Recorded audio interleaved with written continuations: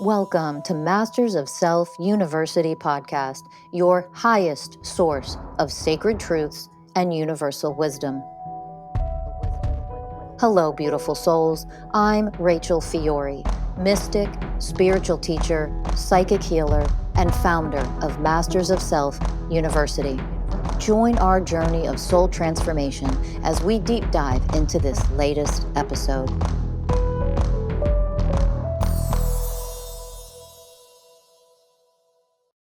Hello, beautiful souls. I'm Rachel Fiori. Welcome to this episode of Masters of Self University podcast. We're going to talk today about how to cure the feeling of isolation and loneliness in relationships, which a lot of people go through phases of feeling really lonely, really isolated in their relationships. It can be a very common thing, unfortunately. And what we have to understand when we bring this topic up, we first really need to be educated on why we feel isolated and alone. What creates that in our relationships? And there's a massive shift in creating this in our society, first of all, as a whole. So we understand, where does this come from? How does it get created? How does it get perpetuated in our romantic relationships and then sustained? How is it made worse over time, unable to be healed in our relationships, and why? I want to dive into all of that. So let's understand, get out of your 5 best hacks to not feel lonely in your relationship bullshit that goes on out there that's still popular. The 5 best hacks, the 10 best hacks for this. You know by now, if you've listened to me for, more than a week, that I am really deeply into the movement of true elevated conscious education when it comes to this stuff. So no more of this fucking superficial bullshit. Just tell me how to fix this in my relationship. You will never fix this in your relationship if you don't first become educated in what is actually going on and what is actually creating things like loneliness and isolation in your relationship. So we're going to start with the education piece. Let's understand it. If you understand it and you're educated, you can transform it. You see it, you understand it, you feel it, you can heal it. All right. So that's the place where I come from. That's the model that I come from, a divine level of educating. All right. So let's think about this. So first of all, I'm going to start a little bit more on the macro versus the micro. So society and societal conditions and what society says. So society loves to label everything as fucking depression. If something bad happens, you have a terrible, horrific, breakup, your relationship ends and it's devastating to you, whether it's a partnership. When I say marriage, by the way, I don't care if you were legally married or not. If that was your life partner, especially for years at a time, that's a marriage. Okay. So I just want to make that clear. So when I say marriage, I really mean a committed life partner, whether you're legally married or not. So let's say your marriage ends and it's devastating to you. Let's say someone dies, and that could be your spouse, your partner. It could be your child. You could maybe your mother or father died and you were really close with them. You had a really bonded, loving relationship with them. So you lose somebody close to you and you are in a phase of grief. You're in a period of grief during this. And what society likes to tell us, because we have a low level of consciousness and fucked up society that wants to get you on into the medical system and on fucking prescription drugs all the time to make money off of you. So society will tell you, like, oh my God, it's 6 months and your child died or your spouse died, and 6 months later, like, you're still grieving. And let's function from the universal ways of oneness, shall we? The way of equality means animals, our loved ones include our animals, for example, and our really close, deep bonded relationships with our animals. So I'm bringing this example up really for a big reason. Somebody loses, one of their soul companion animals, and somebody says, like, it's been 3 months, like, you're not over the loss of your dog by now. This is how fucked up we are as a society, and we're so dysfunctional and unhealthy that we can't even see how unloving and unhealthy that is. Like, you should really see someone. you should really get on medication. Your doctor, if you say like, yeah, I'm still sad, I'm still crying about the loss of my dog, I'm still crying about the loss of my child, my spouse died, it's 9 months later and I'm still crying, it's so hard for me to get out of bed. What do? They say, oh, you're depressed, you have depression now, and you should see a therapist and you should get on medications, and they prescribe you shit. Okay, now listen, getting the coaching, getting the help from an expert who can guide you through your grief in a really loving, nurturing, powerful way.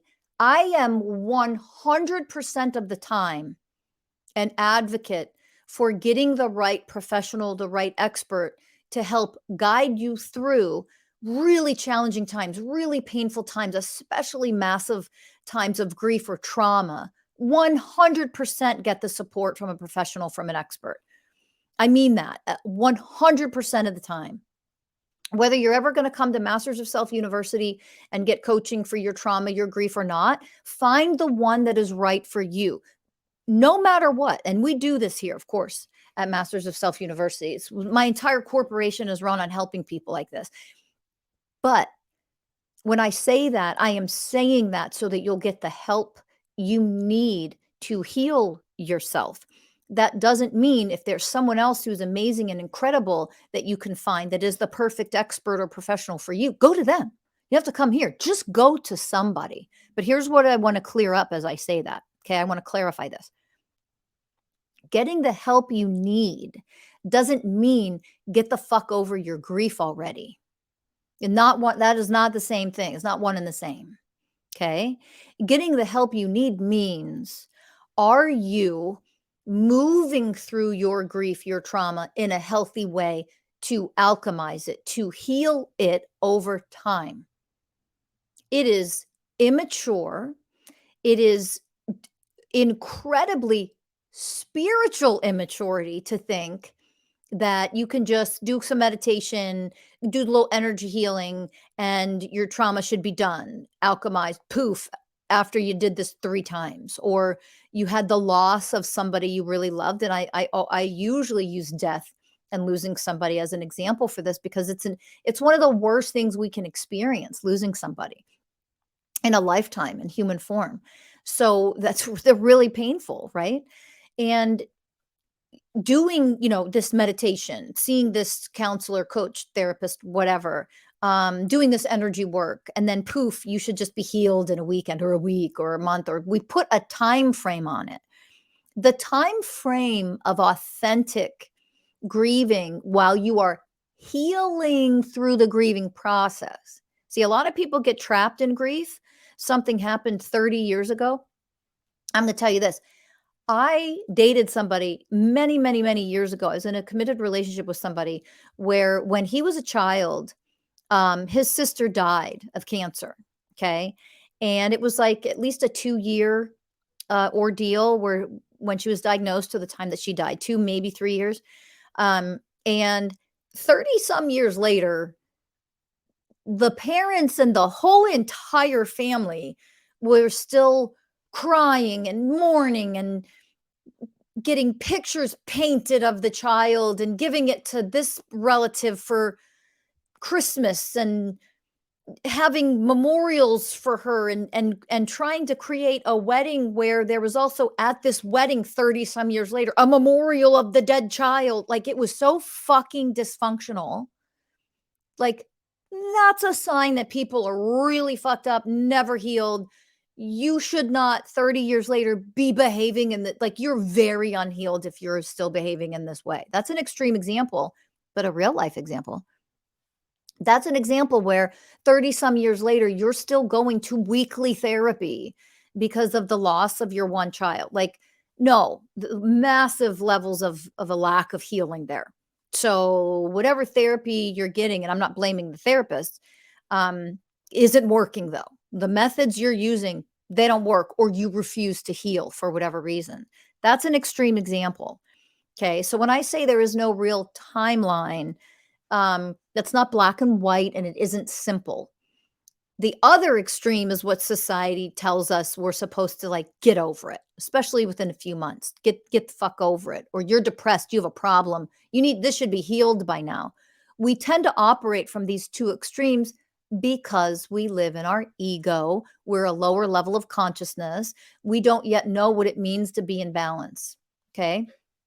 So understanding that allows us to understand that we put all these rules and all these expectations. We should be healed in 5 minutes or 5 days or 5 weeks. And that kind of crap means we usually rob the grieving process from actually happening. A healthy, and from a spiritual definition of a grieving process, needs to happen inside of myself on an energetic level in order for grief to be alchemized and for it to be one human experience that we have moved through.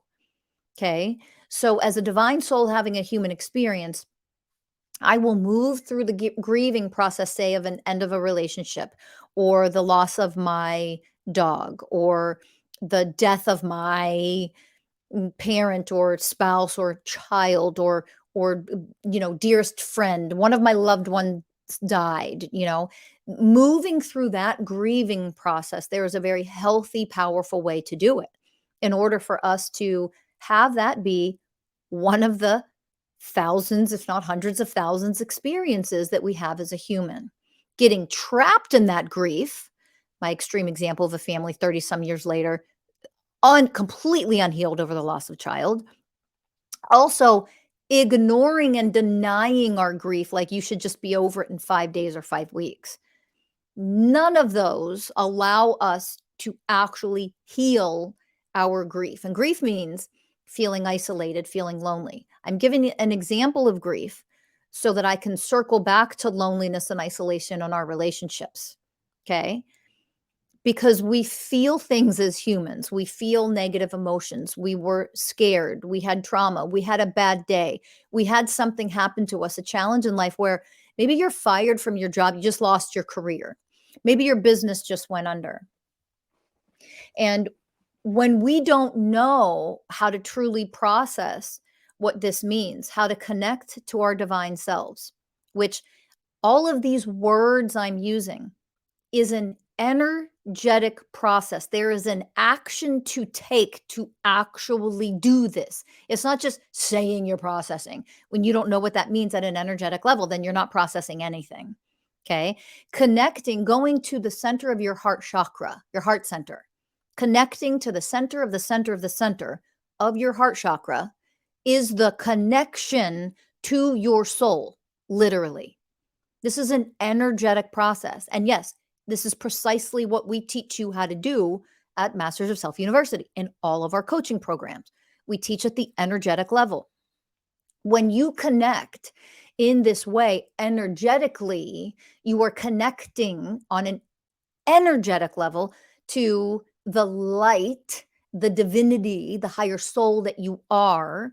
This is what allows you to bring divinity, divine frequencies on an energetic level to your pain, to your grief, to your frustration, to your loneliness, to your isolation, to your whatever.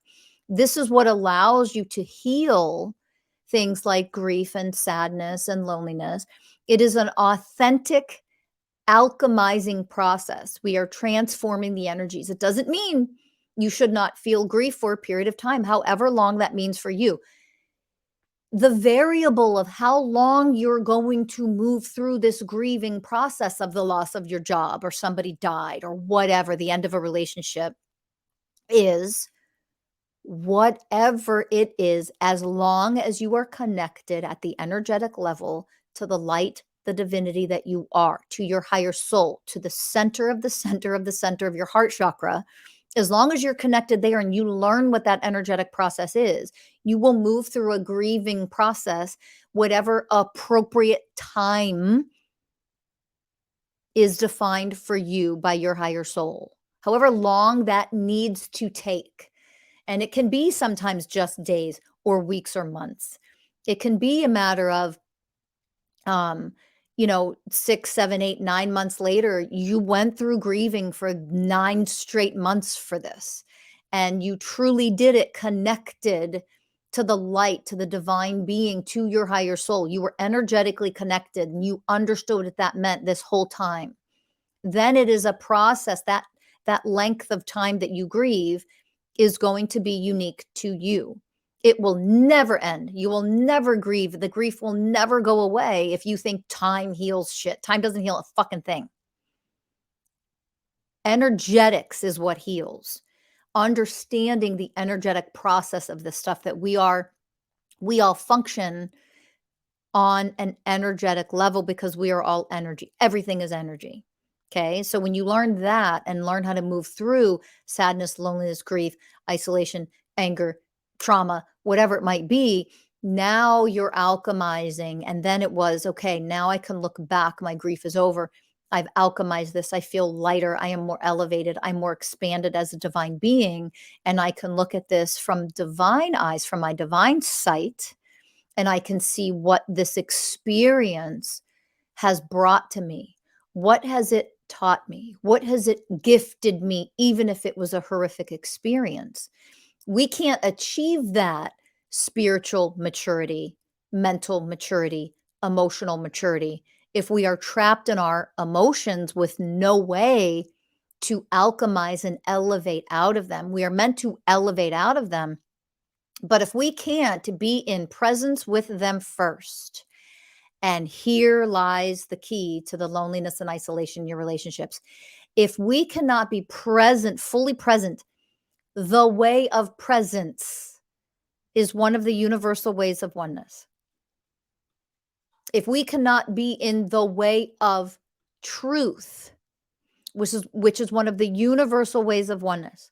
Okay. The way of truth is the universal way of oneness. Out of 20, it is number 4, the way of truth, meaning be in truth of what my emotions are right now, how I'm feeling, and being able to express that, to verbalize that in truth, in the way of truth, allows me to then leads me, because I'm being honest about how I feel. Okay. That leads me to the universal way of oneness, number 5, which is the way of presence.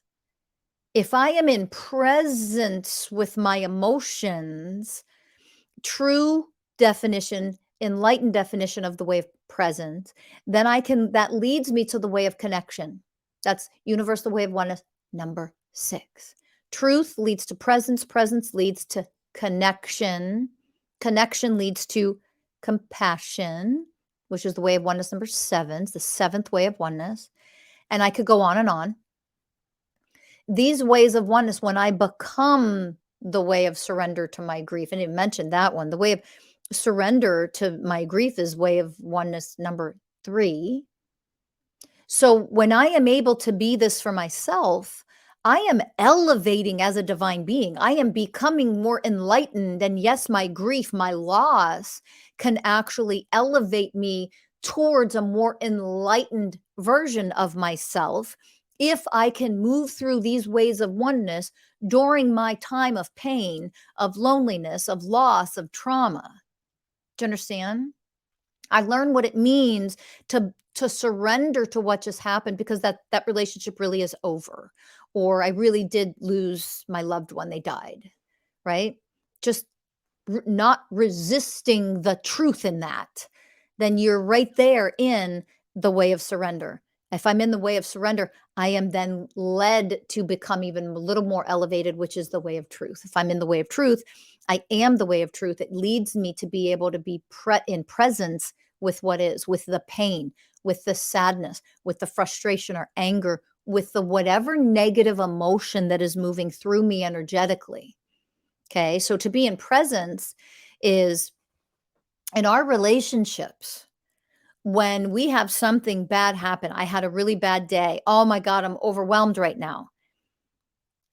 What we usually do to create loneliness and isolation in our relationships is we shut our partners down from being able to verbalize their emotions in the relationship in real time. Well, hold on. I'm so overwhelmed right now. Hold on. I need time out.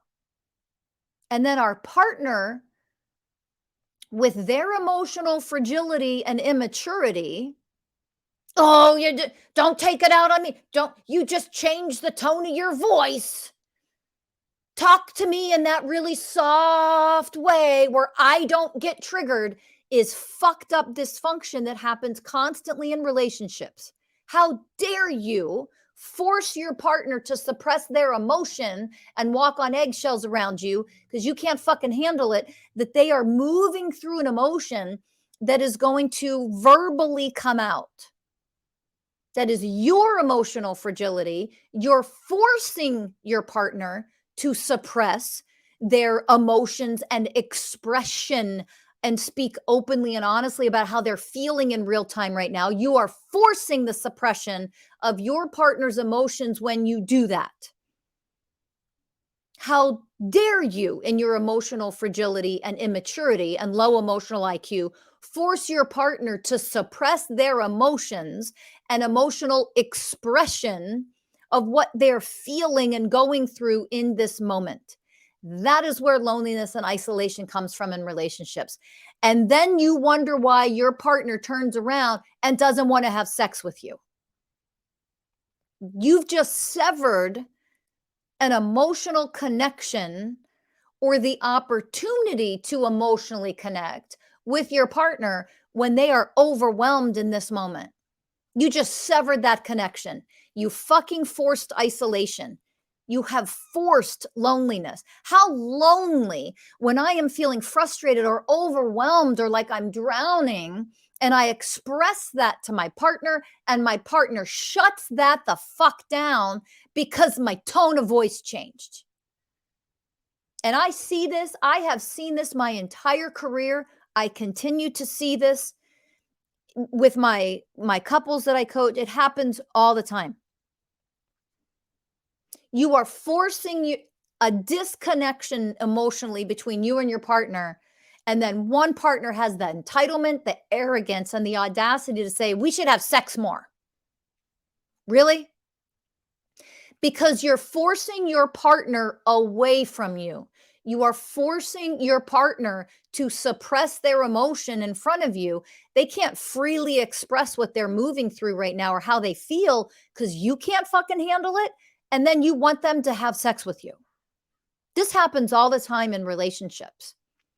So we feel, you have shown me you are not an emotionally safe person for me to express my honest emotions with. I can't express my honest emotions with you. You're not safe. You're not harmlessness and gentleness, which is one of the 20 universal ways of oneness. You're not harmlessness and gentleness. You are not the way of connection. You are not the way of compassion. No wonder I feel isolated and alone in this fucking relationship. No wonder. You're forcing me to feel isolated and alone when you do that.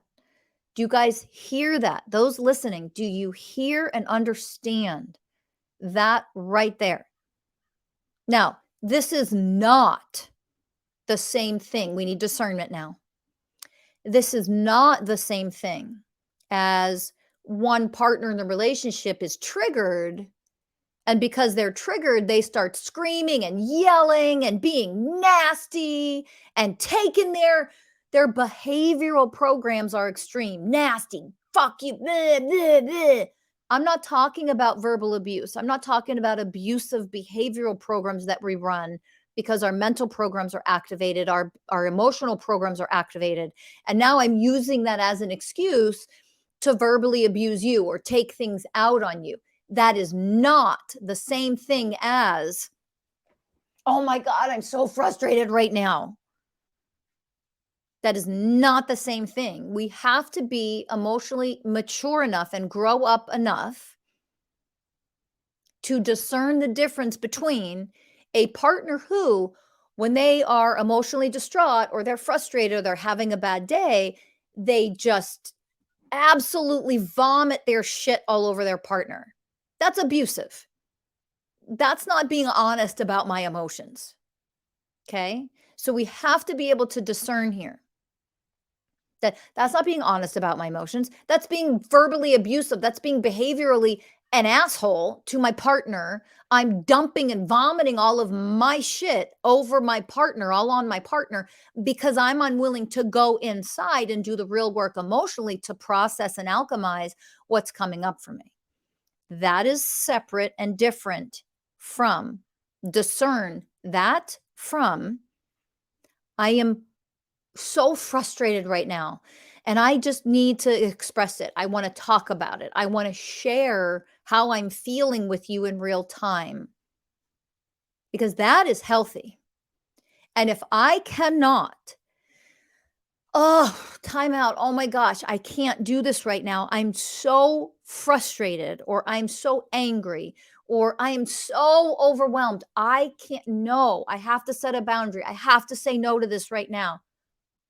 Oh, well, you don't have to get all worked up about it. Fuck you. You're an abuser when you do that. No, no. Not everybody needs to walk around all day long, smiley and happy in a soft voice, shooting rainbows out of my asshole and making unicorns appear out of nowhere with my magic. That is fucking bullshit. Stop expecting people to always put a fucking smile on their goddamn face so you don't get fucking triggered. No, because all that does is prove that number one, you're fucking immature. You have the disease of emotional fragility. Wake up.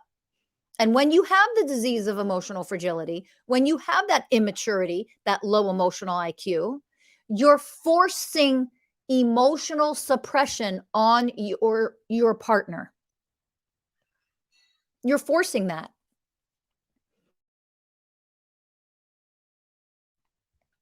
Really think about that and take that in. The first way of oneness is the way of responsibility. We have to learn what it means to take responsibility for how I am actually showing up in my relationship versus how I like to think I am. That's way of oneness number one. That is oneness consciousness. The first step towards enlightened oneness consciousness is the way of responsibility. And it's being able to hear this, educate myself on what's being taught right now, take it in, do a self assessment. Do I force my partner into emotional suppression? Do I not allow a safe, gentle, loving space for my partner to share in real time what they are feeling? Because if I don't have the emotional maturity to be safety and harmlessness and gentleness and the way of connection and the way of compassion for my partner when they are moving through something that is challenging, a bad day, a loss, scary times, I'm in fear about something. If I can't verbally express when I am overwhelmed or frustrated about something without you having a fucking reaction to it in a negative way, then you are forcing your partner to not share with you. And if you cannot lovingly, openly share with your partner anything and everything, and I mean anything and everything, whether it has to do with this relationship or not, you are forcing them to feel isolated and lonely because you are disconnecting from them emotionally. You are not the way of connection. You are the way of isolation. And no wonder we feel lonely in our relationships, that I can't express myself to you in real time, whether it has to do with you or not. Think about that. And that happens all the time in relationships. That you are not a safe space for your partner to be able to say, "Oh my gosh, time out. I am so frustrated with you right now." And then you get triggered and flip the fuck out. Oh my gosh, okay, well, tell me why you're frustrated with me right now. That's a mature, emotionally, mentally, and spiritually mature person, not a fucking man baby or woman baby in the relationship. Showing up as a little fucking baby. I can't handle when you are showing me and verbalizing emotionally what you're feeling right now. Whether it has to do with me or not makes no difference. The disease of emotional fragility shuts down your partner from being able to openly express how they're feeling in this moment. And that is not the same thing as bitching and complaining and being a complainer and dumping and vomiting your shit onto your partner. So there's the second example of discernment that needs to happen. If you expect your partner to simply be a dumping ground that you can vomit all of your emotions on, instead of heal them, process them, alchemize them yourself, then you are in some way going to create loneliness and isolation as well. You're never there for me, victim consciousness. They're not a dumping ground for your vomitous emotional garbage. So we don't treat our partners that way. Okay. But what we should be able to do, a healthy, divine, mature, powerful relationship means that I can share what I'm feeling. I can share how I'm feeling in this moment. And my partner is open, is in the energy of openness, of harmlessness and gentleness, of compassion, of the way of connection, all those ways of oneness that allow us to live as enlightened, divine, elevated beings all of the time, for my partner, for myself, for other people. Okay. So, this feeling of isolation and loneliness in relationships, you want to know how to cure it? You become the way of responsibility. You become the way of surrender on an energetic level. You become the way of truth, of presence, of connection, of compassion, of harmlessness and gentleness. You become the ways of oneness. It is literally impossible to feel lonely and isolated in a relationship when the partners in that relationship are functioning with the ways of oneness, as the ways of oneness. They are healing themselves with the universal ways of oneness. They are becoming the ways of oneness. And literally, with the vibrational frequency of each way of oneness, they're learning how to heal themselves and their relationship with these ways of oneness. That's how you cure, and I mean cure isolation and loneliness. So here's where I'm going to wrap things up. You are either on the receiving end or you're causing isolation and loneliness. You're either on the receiving end, you feel isolated and lonely because your partner suppresses your emotions and doesn't allow you a safe space to share in real time how you're feeling in this moment. Okay.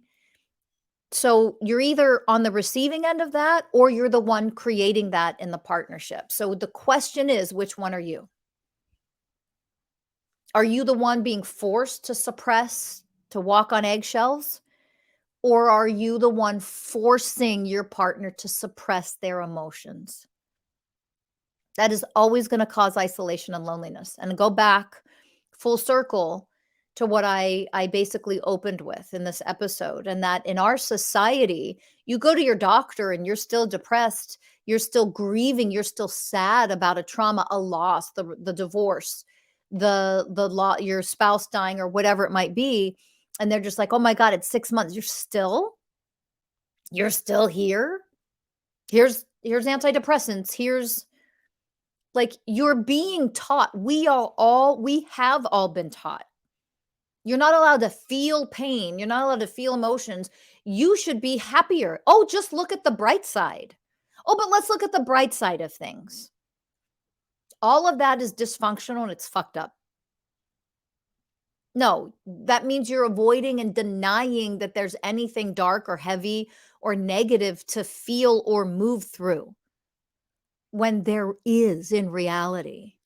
The loss of this thing, the pain of this thing, the devastation of this thing is real.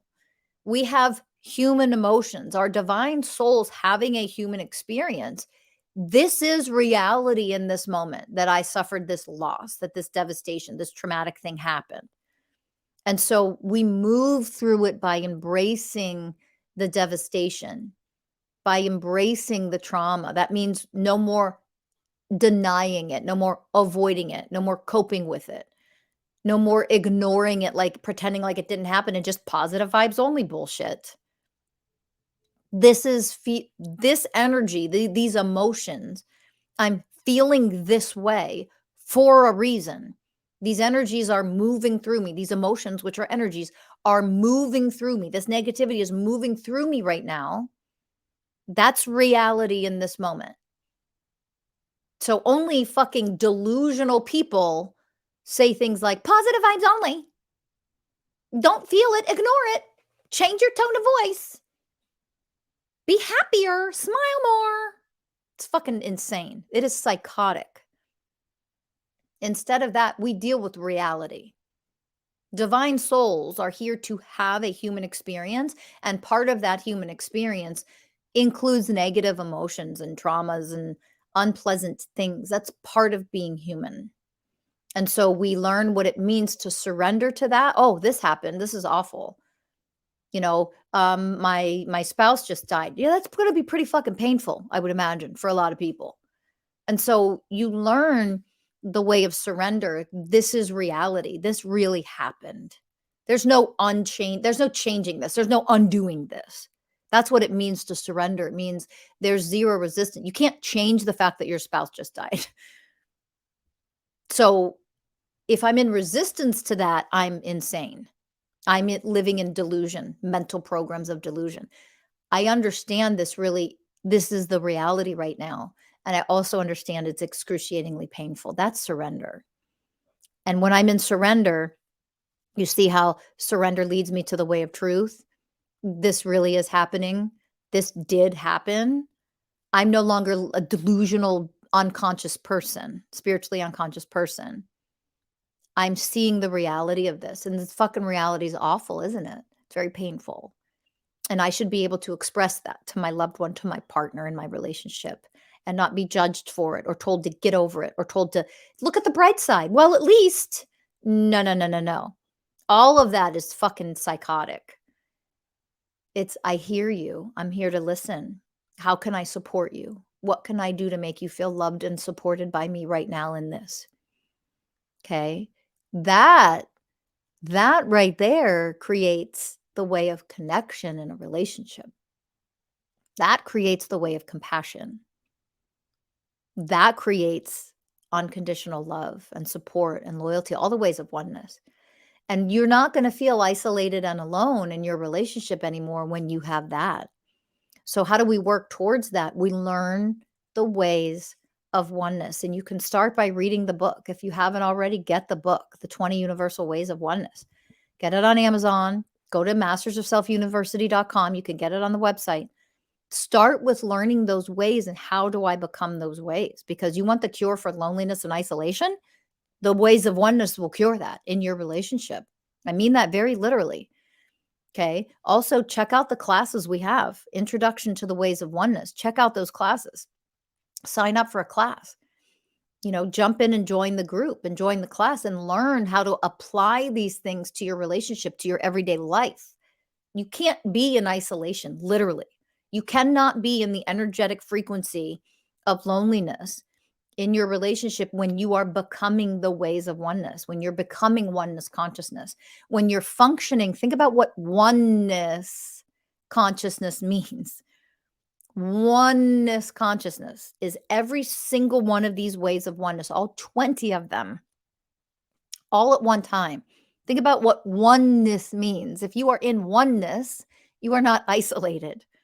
If you are in oneness, functioning at that frequency, you don't have the loneliness that you have when you experience in human form, the loneliness in your relationship when your partner doesn't make it, he or she isn't mature enough to allow you to express yourself openly and just sit and receive it. I'm here, I'm listening, I understand. What can I do to support you right now? Instead of, can you say it differently?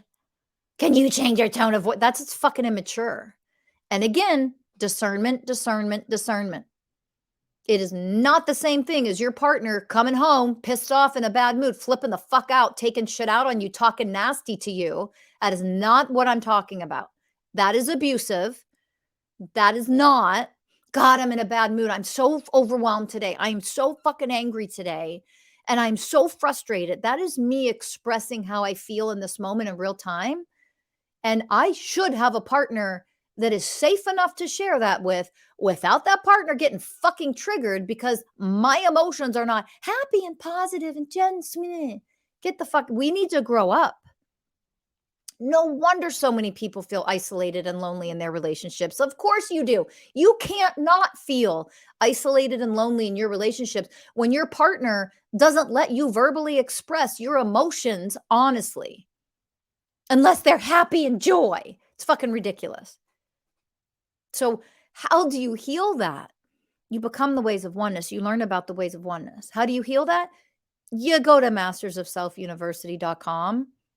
You get a consultation for relationship coaching. I mean that literally. That's how you heal that because it's a step-by-step process. It takes time to learn how to grow out, how to heal the programs that force suppression of another person's emotions because I myself am too emotionally immature, too emotionally fragile to handle another person's emotions. And so I tell them, well, here's a solution. Let's just fix it. Look on the bright side. No, we have to learn to move through pain by loving and embracing the pain instead of trying to make the pain go away. When we want the pain to go away, we try to force it to go away. We are literally energetically trapping it. We're trapping it in our bodies, and then our bodies hold it and store it. And we wonder why disease happens. We wonder why true mental illness happens over time, or a true definition of depression eventually kicks in because we trap this stuff in our bodies. Okay. So to no longer trap it in your body is learning how to be open and spacious, how to become the ways of oneness, how to offer this pain, the way of unconditional love, the way of compassion, the way of connection, the way of harmlessness and gentleness. We learn how to become that on an energetic vibrational level, as an energetic frequency. Let's give my pain and others' pain. Let's meet our pain energetically with each way of oneness. That pain can't stay inside of you if you do that. Literally, on an energetic level, it is impossible for the pain to stay there when that is what you are offering your pain. When you are offering that in response to someone else's pain, that pain can't stay there in the same form. It transforms energetically at the energetic level. This is what true healing is. So if you want to learn more, please make sure you smash that like button, share this with everyone you know. Go to mastersofselfuniversity.com, get a free consultation with our coaches so you can go deeper and learn this work for yourself and become this work for yourself and for your partner. And also grab that book, Mason's Way, The 20 Universal Ways of Oneness, taught by the spirit of an enlightened dog. Every universal way of oneness is outlined in this book. At least start there. Grab the book, read about the ways of oneness, come to one of our classes, sign up for our classes. You can become the ways and end loneliness and isolation in your relationship if you're willing to take the steps and invest in yourself with this level of work. So I hope that helps. Thank you for listening. It's always such a pleasure. And I'll see you in the next episode. Bye for now, everybody.